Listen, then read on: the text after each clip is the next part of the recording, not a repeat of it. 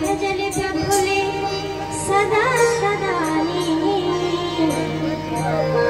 नाव्यो दो दुर्गा भवानी।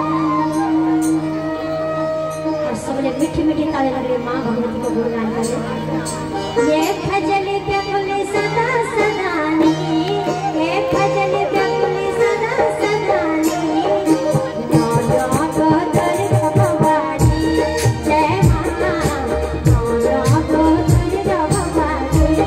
ये भजल व्याकुले सदा सदानी, ये भजल व्याकुले सदा सदानी नाव्यो दो दुर्गा भवानी।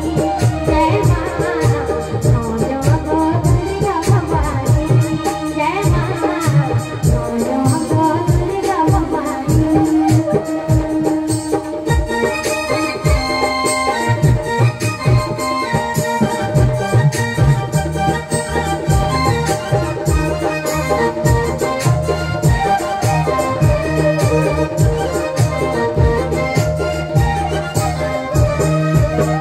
हाथी तेरे सुर है माँ, हाथी का बाला। हाथी तेरे सुर है माँ, हाथी का बाला।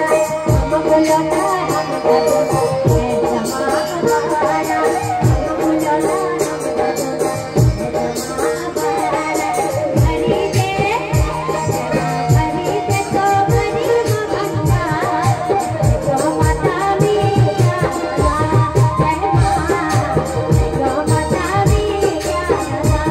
जय भजन व्याकुले सदा सदानी, जय भजन व्याकुले सदा सदानी नाव्यो दो दुर्गा भवानी।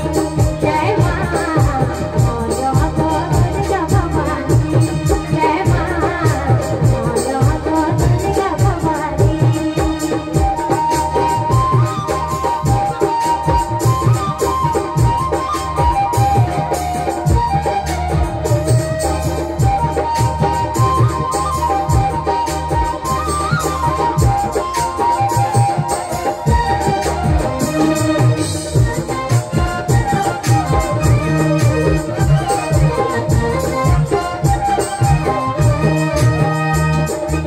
सिंहाची सवारी माता चंद्री को पर चंद्री।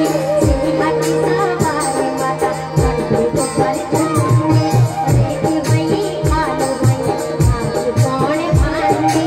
रेती वही खाली वही नाच कौन भांडी। हरी दे तू भरी भंडार। हरी दे तू भरी भंडार जो माता मीरा। जय माँ जो माता मीरा। जय भजन व्याकुले सदा सदानी, जय भजन व्याकुले सदा सदानी नाव्यो दो दुर्गा भवानी। जय माँ नाव्यो दो दुर्गा भवानी।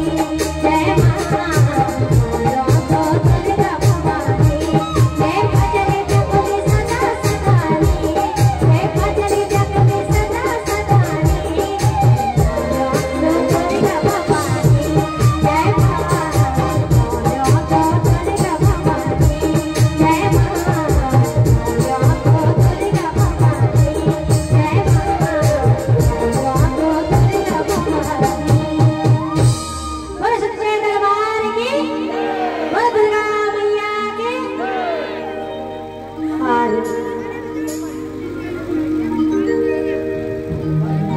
और भाई की फरमाइश से फिर दोबारा कि एक सभी देवी देवताओं का नाम ले गया है। और जो शिव को अंदर से चाहिए, शिव की आत्मा चाहिए, वो आत्मा अभी रह गया ही। आ जाओ भैरव बाबा के चरणों में 4 लाइन।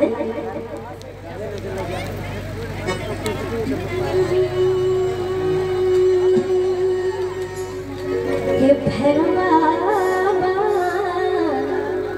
आदेश लगो मेरो भैरव बाबा आदेश लगो। बोलो भैरव बाबा के समय तो ये हाथ खड़ा करा भैरव बाबा के कृष्ण चे